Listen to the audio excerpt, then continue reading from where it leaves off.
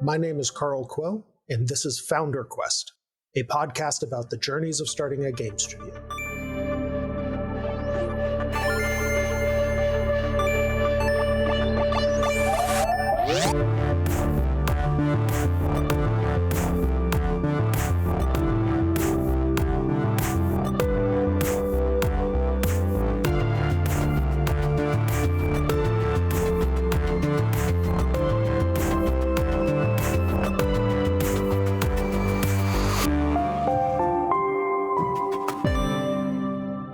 Today, we're talking with Caerie Houchins of Wicked Fox Games. Caerie had what I think is a quintessential experience at a post-layoff large company where she worked, where a bunch of well-meaning folks were encouraging her to do a startup. This happens whenever there are big layoffs or downturns in the industry. Surely those folks can just start their own studios. As you'll hear, Caerie went on this journey with curiosity and learned more about what that path entailed before ultimately finding a co-founder and embarking on Wicked Fox Games. I hope anyone who's getting similar advice can learn from Caerie's journey and, in fact, all the episodes of Founder's Quest.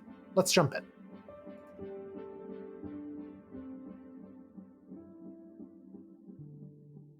The place that I always like to start and get the sort of details on is there was a moment where you said, okay, I'm doing this. I'm going to go and found a studio. And it wasn't just like an idea anymore. It was like you were emotionally and mentally committed to it. And I'd love to understand what was that moment and sort of what led up to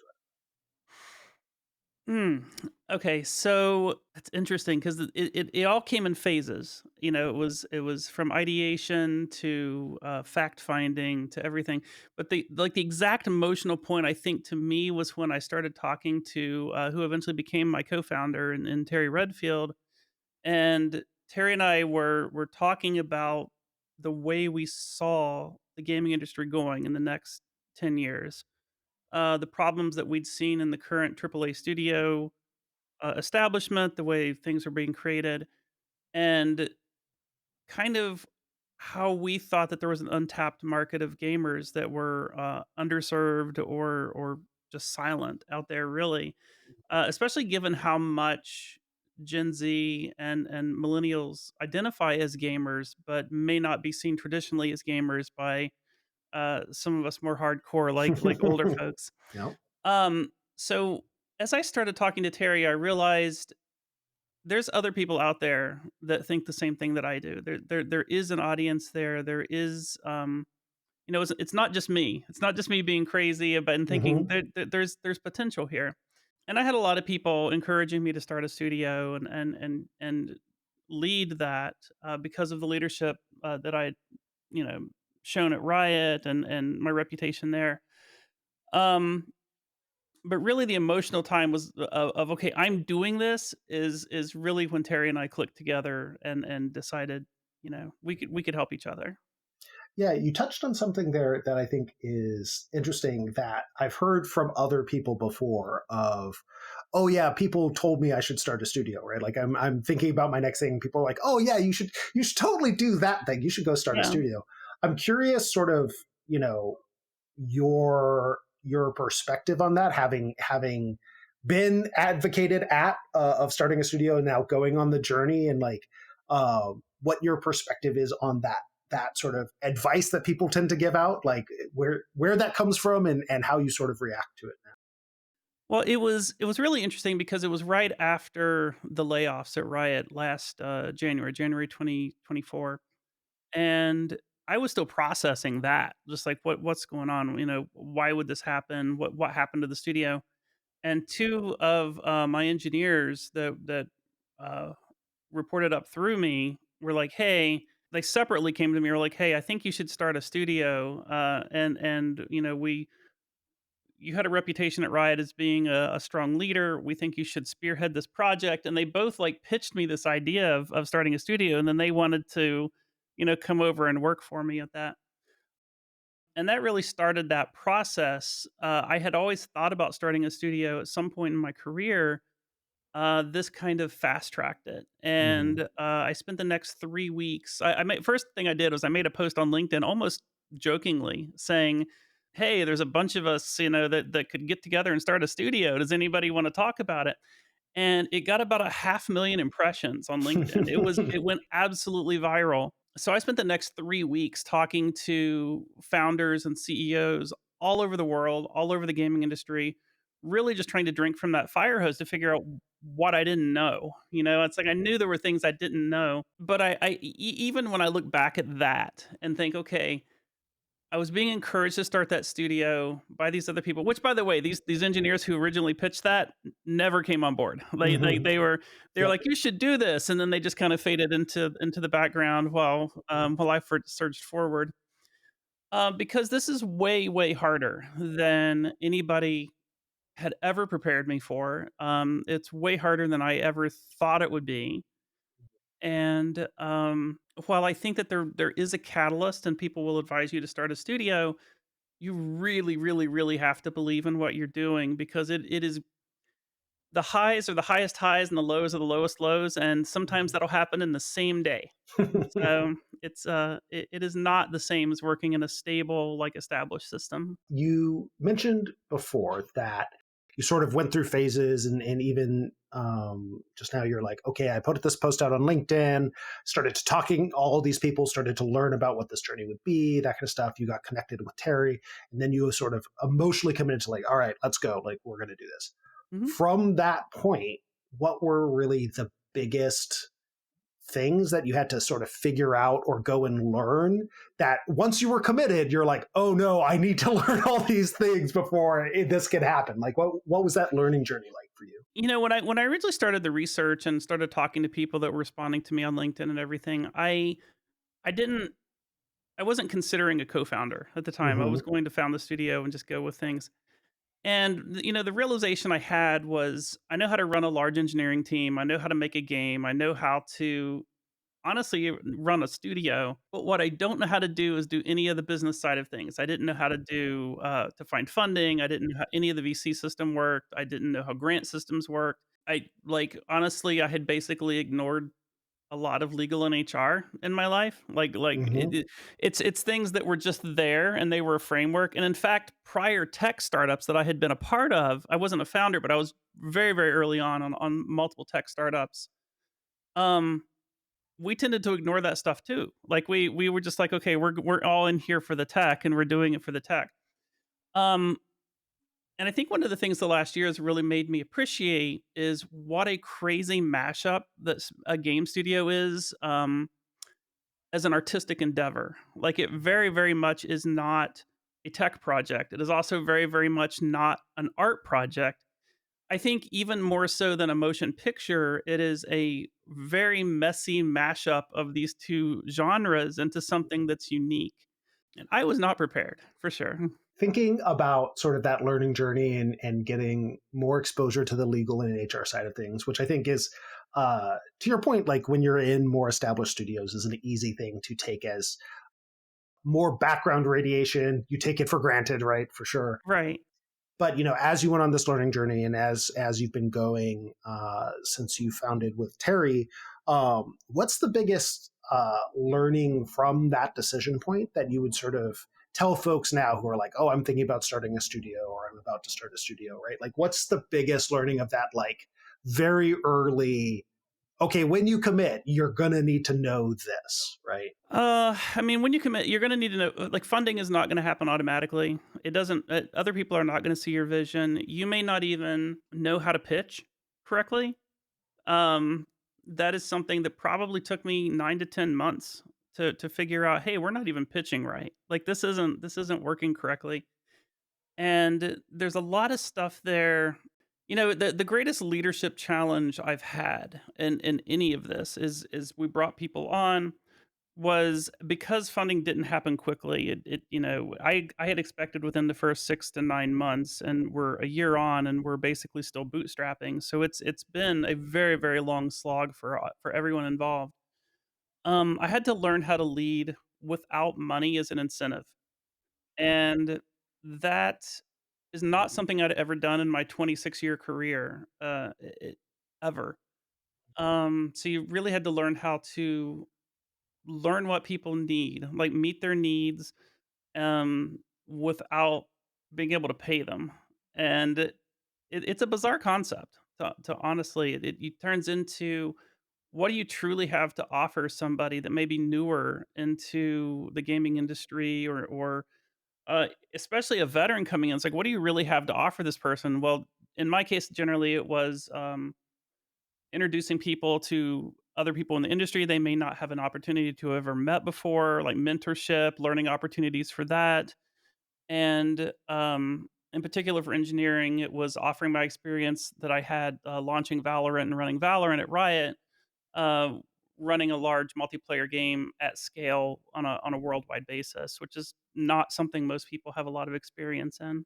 I think it's always interesting, that journey of people coming out of studios. And to your point, like learning how different it is to navigate a world where you don't have the structures and Mhm. the relationships and all the stuff that you come along with what a non startup is really like. And to your point, it's one of these things where it's like, you think, I've talked to a lot of people who are like, oh, pitching for to a VC or pitching to a publisher is just like pitching to my executive stakeholders inside of a company. I'm like, No, not even remotely at all. no. Unfortunately, there are skills that transfer over, but like the entire style, the entire way you're doing it, right, like they're very different kinds of customers, right?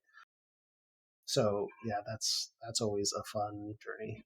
It's amazing how often, and this is a bit of a spicy topic, but with two women founders, less than 2% of women founded game studios ever get funding. And one of the things we kept hearing in the first 6 to 9 months was you need to pitch more like a man. And, your initial reaction is, well, that's offensive. But I really had to start picking it apart. And I talked to some other very successful women in the gaming industry, and it didn't click until somebody said, if you don't feel a little dirty coming out of a pitch to a VC, you didn't pitch correctly. And it's not that you're lying to them, like, you never lie, but they're there to be sold on an idea, and it's your job to sell them on that idea. So that means it's a performance. Like, it is not you're not reading facts. You're not reading off of a slide. You're not like, if you're presenting to an executive inside your own studio, there's a little bit of buy-in already because you're part of the same organization. Um, but that's not there. It's like this may be the first time you ever meet these people. It may be the last time you ever meet these people. And you have to be able to get them excited, get them pumped up, get them, on this journey. And that's not something that a lot of especially women in the society were not really socialized to be loud and outgoing and super confident, and it's not a limitation, it's just a realization that I had to hit on and say, "Okay, this is what people mean where, like, you need to pitch more like a man." So Yeah, I think, part of that, which I think everyone to some degree hits on, is when you pitch inside a company, so often it's about, okay, but how are you going to execute on this idea? Right? Like mhm, it's less about the dream and more about the execution. It's and like inside a structured company, it's like, well, how much headcount do you need and how much time and how does this fit in the budget and da da da da, right? But then when you go to VCs, especially, it's about what amazing insight that's going to change the world, and it's about that vision, and it's about getting them on that emotional journey, right? Uh, and that is so much about selling that dream, right? Like all the things it could become. And I think for women, especially, and to some degree, other underrepresented groups, but for women especially, I think so much um, in that normal business, you guys get hit extra hard with that, like, no, but like, what do you know about executing this, right? Like, and so it becomes this built-in habit to know that when you walk into a presentation, you have to be so on top of the executional details and to really over prepare. And to your point, as soon as you walk into the VC, all of those built up habits that served you, to survive in bigger companies yep. suddenly just cut you off at the knees when it's like, no, no, no, we don't want execution. We want to know the dream. We want to know the vision. We want to know the big, bold plan, right? And I think to your point, like that becomes something that you have to deconstruct. And I've often described it for myself as even for me, having to embrace my straight white man energy when walking into a VC room, of just being really super confident and about like, it doesn't matter how we'll get there. Here's the big bold vision. Trust me, we'll get there, right? Yeah, they're not looking for humble. They're not looking for we think. It's like we will.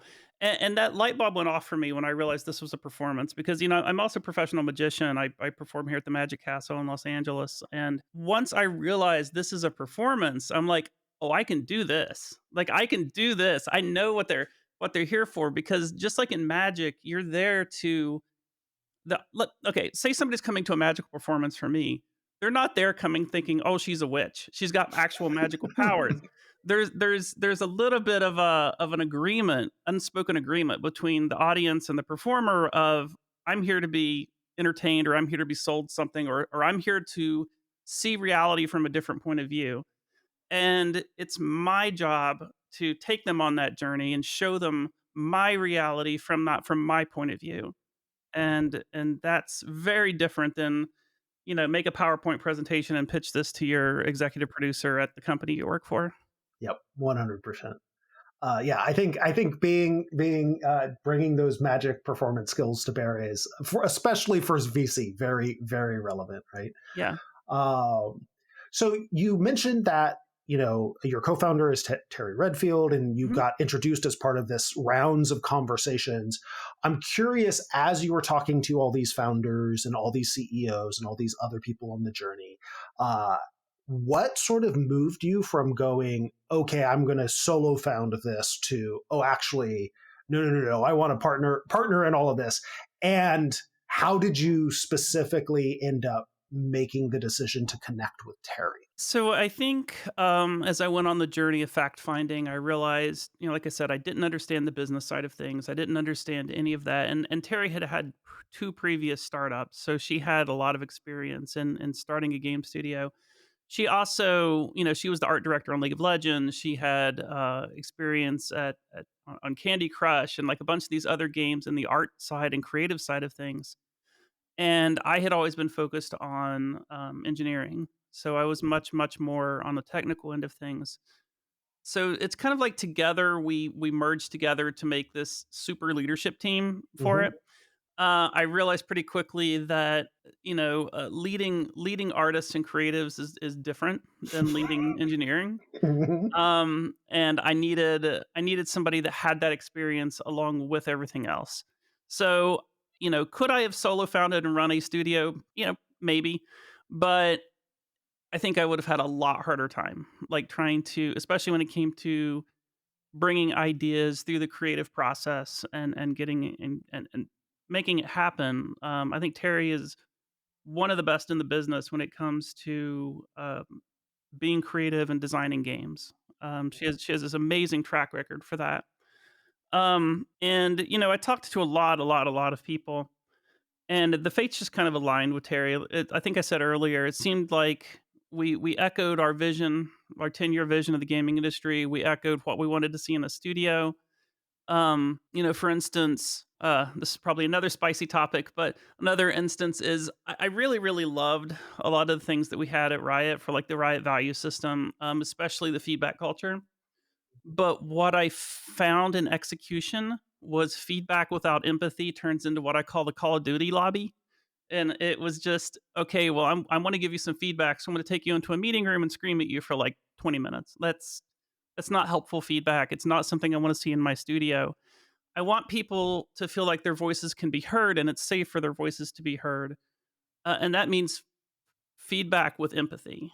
That means all the values need to be underscored with a level of understanding and empathy.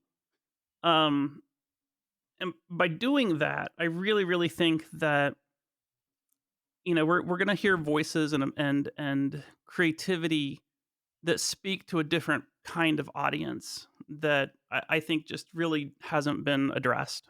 On the sort of journey, you've mentioned a lot of that alignment of values and vision, which I think is Mhm. super important. Were there other pieces that you had to sort of lock in? I know a lot of people tend to talk about like how are we going to make decisions and how are we going to deal Mhm. with disagreements and that kind of stuff. What were the other conversations that really helped you feel like, okay, it's great that Terry and I are aligned in all these ways, but from a day to day sort of like moving the needle forward and going on this super hard journey, what sort of connected where you're like, oh no, this is going to be a really good fit.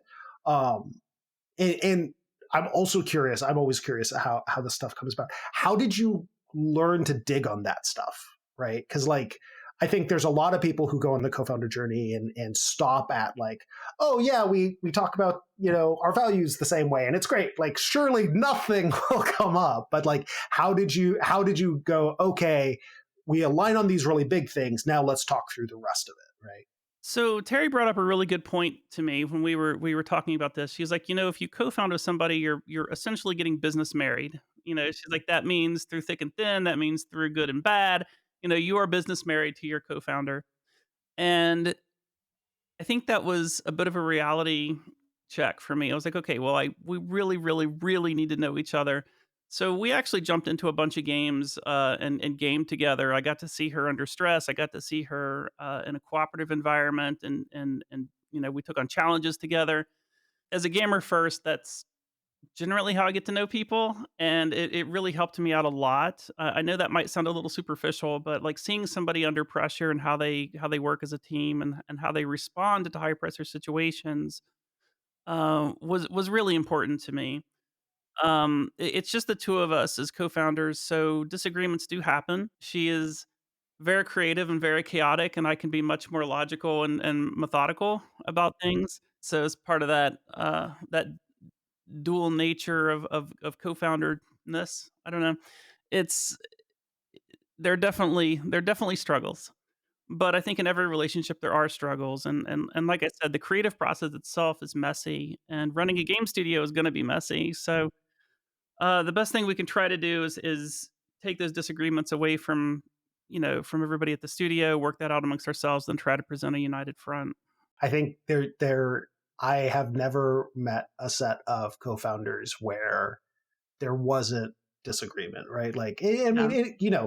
any two people, two people's relationship, like, there's going to be friction, there's going to be things, and so much of it is like less about will there be and more about like, okay, how do we deal with it successfully, and how do we make it where there's no disagreement that's going to undermine our ability to lead together moving forward, right? So let's switch topics a little bit. You've mentioned that, it's been about a year and you're still mostly bootstrapped moving forward. But you've talked that you have been out and done some fundraising and sort of learned how these conversations. Could you tell us, in whatever detail you sort of feel comfortable with, sort of like that journey and how it's gone and, really big difference. You sort of already touched on this, but like just go a little bit deeper on the big differences between how you thought this would all play out and how it has actually, and what you've learned from Well, unfortunately, we decided to found a game studio in 2024, that. and so we landed in the middle of Survive till 25, and that meant that there weren't as many funding sources available as if I had made the jump, a few years prior. Mhm. It's so we did have an angel round, where we raised a little bit of money, enough for tooling and things like that, but not enough to actually pay anybody anything, including Terry and myself. Like nobody's taking any salary right now. Um, I really had thought we'd get funding within that first 6 to 9 months, and just 2024 was absolutely terrible at that. It just wasn't going to happen. So yeah, I'm not quite sure how to answer that. I guess. Yeah, no, I mean, I think some of it is, going a little bit deeper on as you've had these conversations, as you've gone on this journey, you sort of mentioned the learning how to pitch differently and how to do that. I think also I'd be curious of like, as you guys go into 2025 and presumably still seeking, how to move out of bootstrapping, because bootstrapping is very hard. Uh, how has your approach changed? Like, what different sources are you looking at? How are you thinking about that moving forward? Well, we did go to Dice this year. That we had all kinds of traction and fee and meetings at Dice. We're pursuing several co-development deals with different publishers to pay the bills along the side while we're, getting our own IP out the door. Ready to speak to VCs again. Last year was okay, we'll talk to us next year kind of thing. But I think we're looking at much more unconventional things. We do have a Kickstarter starting. Actually, um, it may have already started by the time this airs. It'll be March 4th on Tuesday. Um, and by the way, when I co-founded the studio with Terry in February of 2024, we had planned on having the Kickstarter in April of 2024.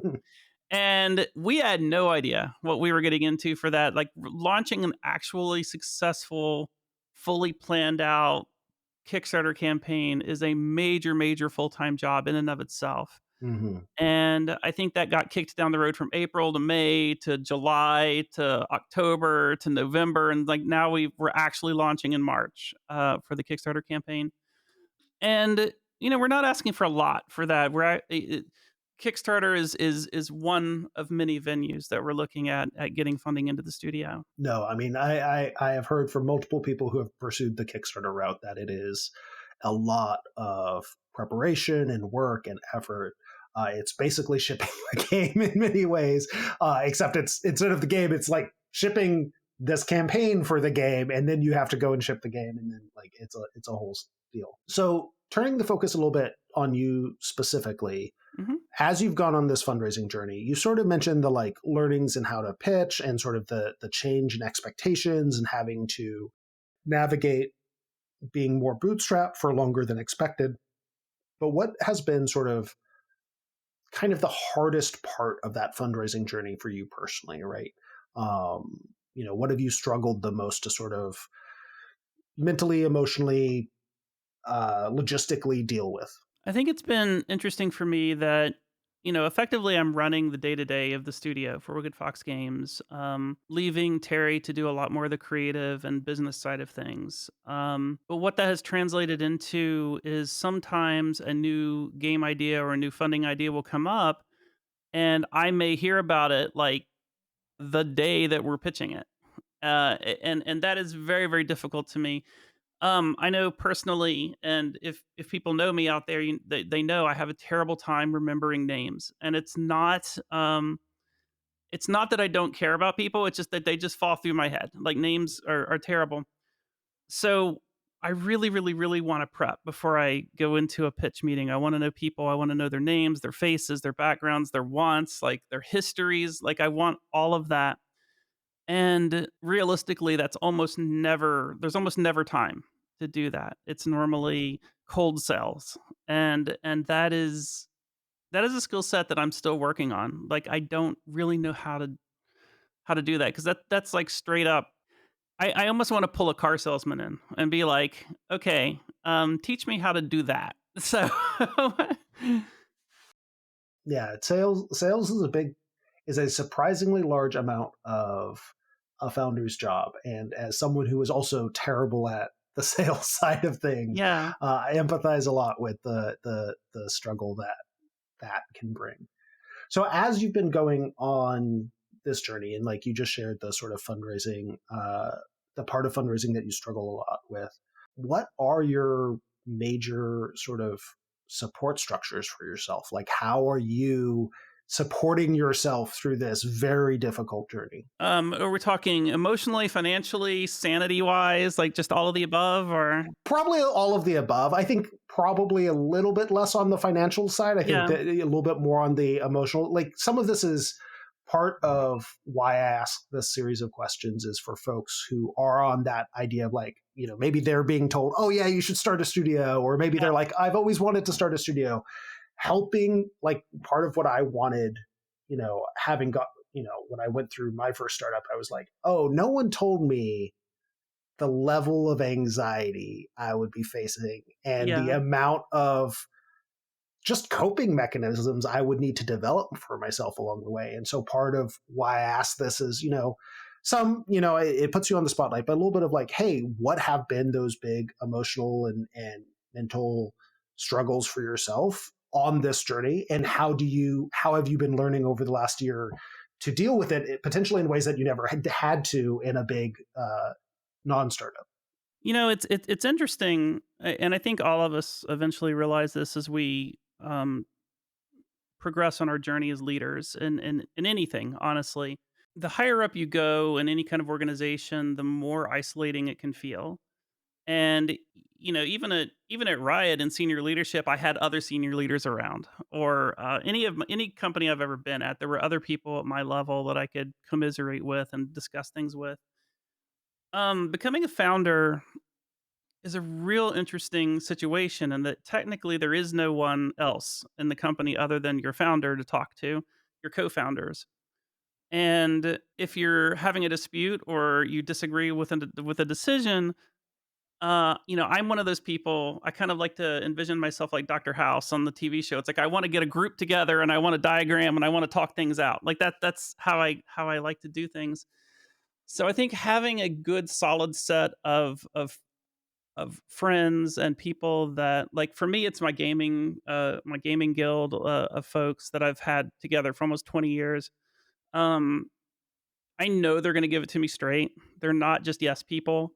They're not going to be there and just being like, "Okay, yeah, you're absolutely right, Carrie." It's like, no, if I'm wrong, they're going to tell me I'm wrong, and that's incredibly valuable.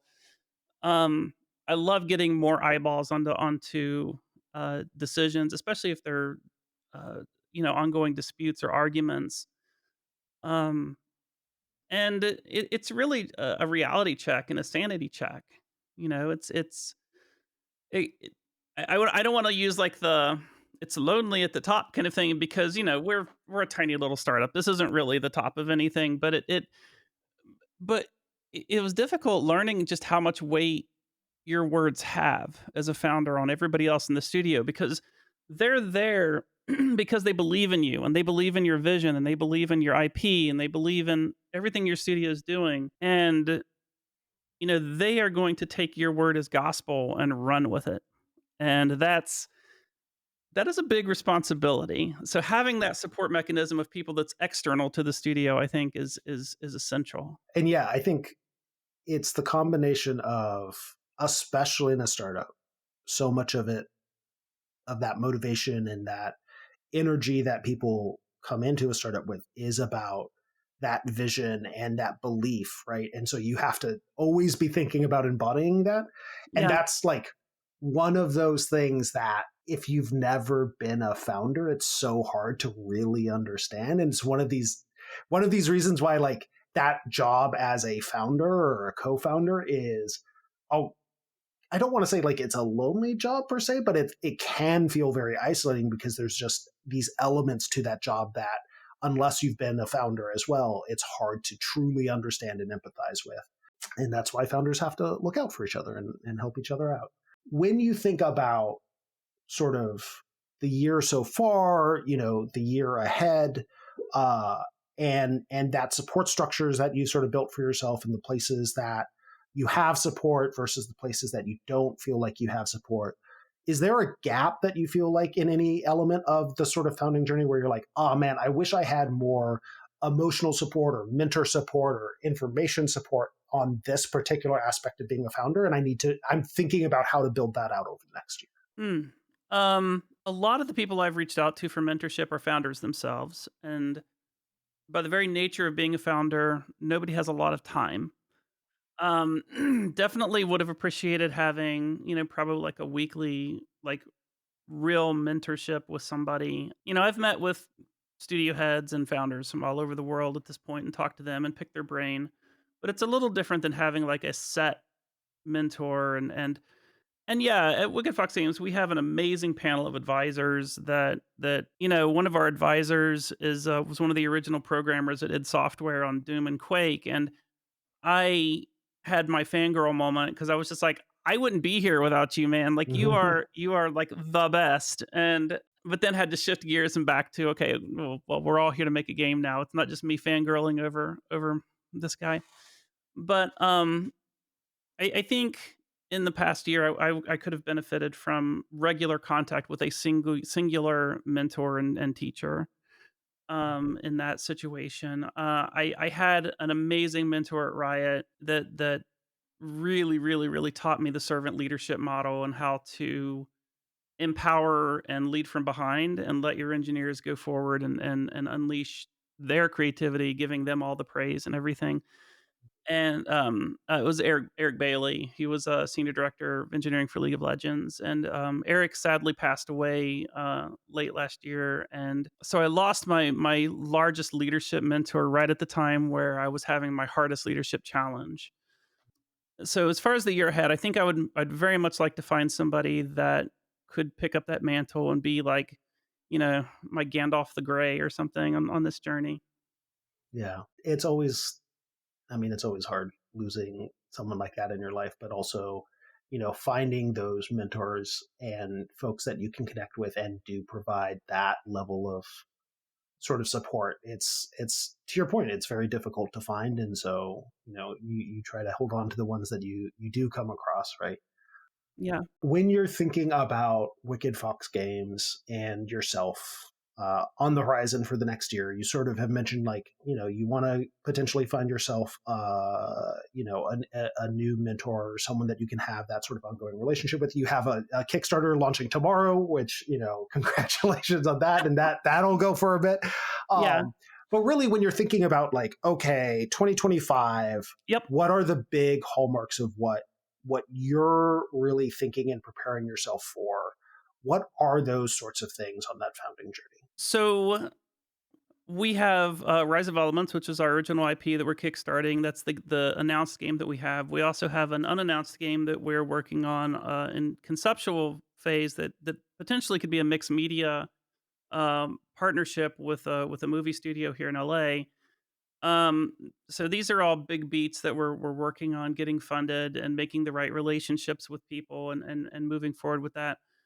Um, I mean, honestly, the next big beat for us is get people paid. Like, even if it's not full market rate, like I need to get people paid.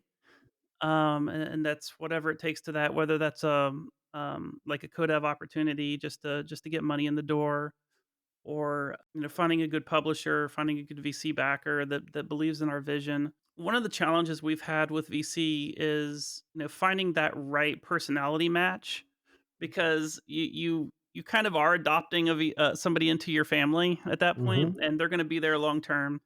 That's been an interesting struggle as well, is learning, number one, even learning that it's like these aren't people that are just going to give you money and be like, okay, go make your dream. It's like they're going to be there, they're going to be there in everything single aspect, probably be on the board of your company.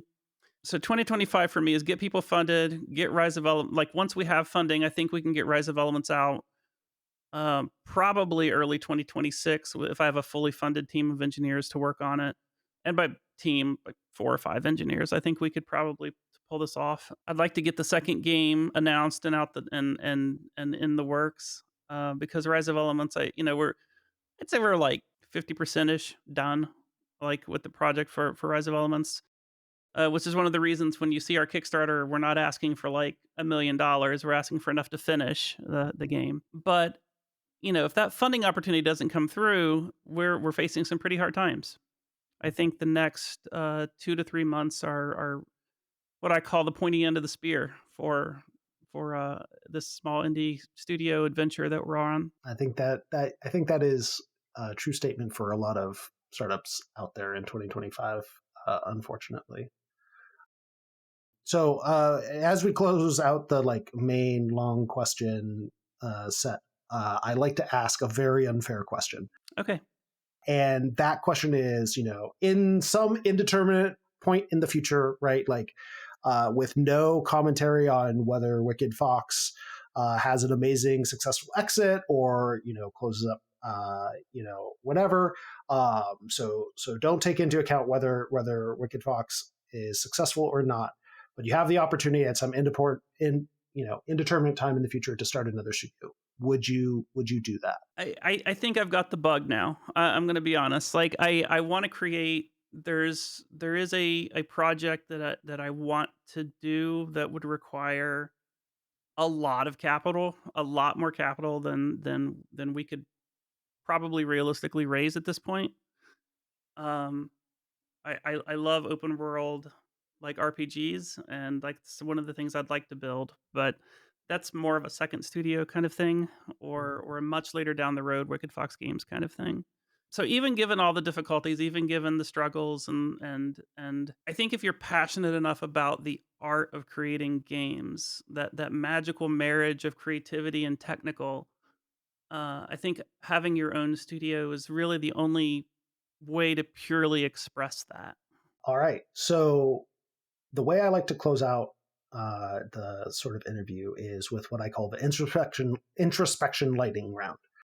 Where this came from is these are actually a series of questions that I would ask potential co-founders ahead of really our first big sort of co-founder dating meeting, right?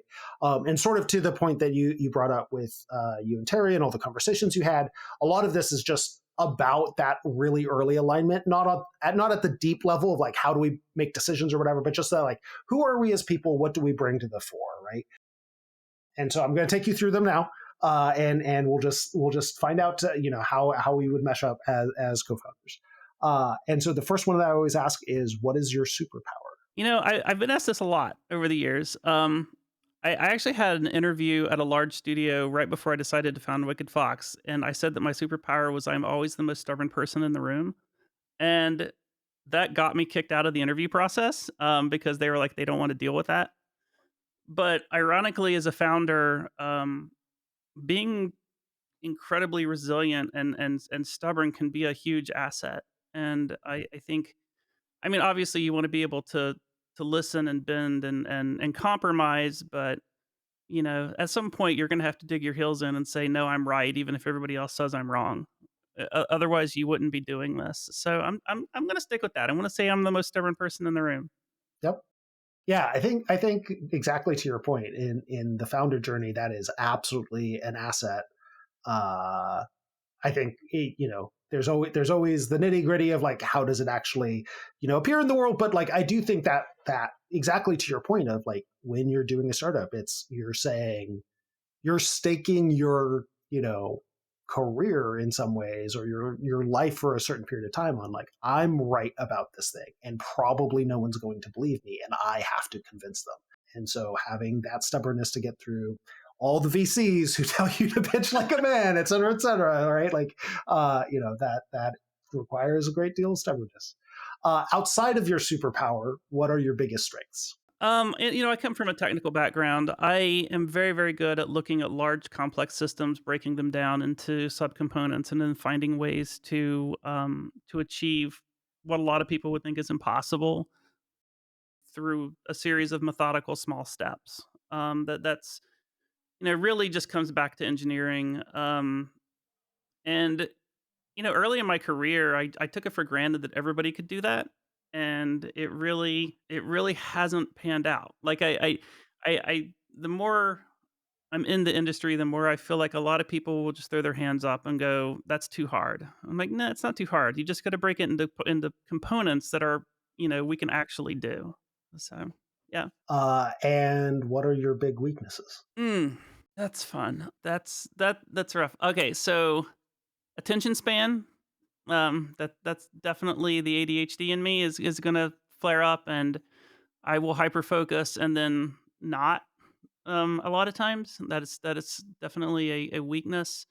I think I'm always looking for the best in people, and that has bitten me in the past. There are a lot of people that are wanting to take advantage of somebody, especially if they're starting a small studio. So yeah. What are your stress reactions? And when I say this, I mean a little bit less physical stress reactions. I Yes. do I do have a friend who gets walking pneumonia whenever he tips over a certain point of stress. But I mean less of that and more just like how does your behavior change? How do you operate or need to operate when you're under intense stress in a work environment? So I was a Destiny 2 streamer and for a while. And I always tell people I don't want to do a raid unless you can give me a 12-hour time commitment and really get into it. And you really start learning about yourself when you're on stream in a raid with hundreds of people watching you, and uh people around you aren't quite as stubborn as you are. So they're like, "Oh no, we should quit." I tend to, under stress, want to organize, double down on order. It's like, okay, well, let's regroup, let's reestablish, let's baseline, let's do what we can do. Let's look at smaller increments into the future, achieve the little things as we're working towards a bigger thing. When whether that's a live production outage or that's a we're trying to reach a deadline and I'm trying to coordinate multiple teams in a studio to do the same thing. It's basically the same kind of stress reaction for me as I'll double down on order, which doesn't always jive with people that their stress reaction is to kind of ferret and go, hyper. And it's like that's always an interesting balance. Yeah, I mean, I think, a lot of the reason why I always ask about stress reactions is because it's almost never about a particularly bad stress reaction on an Mhm. individual's part. It's about, oh, how is your stress reaction going to combine with everyone else's stress reaction, and what Yes, chaos will that exactly. create? Yeah. Yeah, there are people when it hits the fan, there are people that wanna do different things at different times, and they can find it pretty annoying if I'm there trying to be like, "Okay, everybody calm down, let's do this, and start really trying to take over and direct, and what they really wanted to do was panic for a bit. So And the final question is, what are your upkeep needs? And what I mean by this is, so I always have to give examples of this. What are the things that need to happen in a work environment on a sort of regular basis to keep you sane? My example and my upkeep need is whenever I end up doing work, so whether it's make a PowerPoint presentation or a big Excel sheet or whatever it happens to be, and you can tell exactly that I'm the business guy because those are my two examples. I need not exactly validation, but feedback pretty quickly after that, right? Like where I go insane is when I put that out there and the team's really busy and no one looks at it for a while and they're like, oh, I'm sure it's great. And they just move on with their day. I start to go crazy. And I need much more of the like, hey, I took a look at that thing. It looks good. I'll get a chance to look at it deeper here, right? Like some sort of like, hey, you just did work. You didn't waste your time and you're not wasting our time. You're doing useful things. Otherwise, I start spinning out and being like, okay, did I just distract everyone? Did I just stop doing something useful, et cetera, et cetera? And so, what are your upkeep needs that you sort of need to have happen? oh, it's an upkeeper and a stressor, and that I believe that I should have a one-on-one with everybody. It, with a small studio, it's easy to say everybody in the studio once a week. When you're in a large organization, I like to have at least every other week. And part of that comes back to that servant leadership philosophy. I want to make sure that I'm unleashing the potential of everybody around me and removing blockers from them.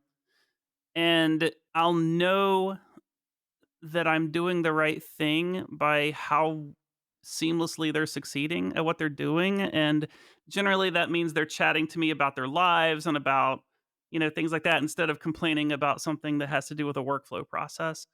So, just frequent communication, especially in since we don't have a physical office location, we don't have a building to go to talk to each other and have those water cooler moments. I really, really need that level of communication with everyone involved. Really. Amazing. Well, thank you so much for answering all my questions and joining me here. Before we wrap up, is there anything you want to share, shill, shout out, etc.? Like any sort of things you want to say? The floor is yours. Sure. As we said earlier, the Kickstarter for Rise of Elements it starts on March 4th. It's going to run for a month. That's going to run right through GDC. If you see me, come say hi. We'll be chilling like crazy there. We'll have a table. Play me a game. We have a playable demo that we can have people play each other at. Um, Come support us. If even if it's any amount, will help us a lot. Every it goes beyond the amount given. It shows traction, and we can use that traction to get term sheets from VCs and to turn that into something bigger, regardless. So, yep, come out, show some support, and it'll be great. And then finally, if someone was listening to this and heard something really amazing or heard something that they want to follow up with you on, what's the best way for someone to reach out and get in touch with you with a follow up question? I would suggest probably starting with LinkedIn. Hit me up on LinkedIn, and that would we can go from there. Well, thank you so much for joining us. I really enjoyed the conversation. Oh, thank you. Thanks for listening to the entire episode. If you enjoyed it, please share it with your friends or anyone you think could benefit from it, and leave us a positive rating or subscribe. This episode was edited by Christopher Delano, music by Jake Hull, who's available for composer work in games. And if you're interested in learning more about the Game Founders support community, go to gamefounders.org or email me at carl@gamefounders.org. Thanks so much.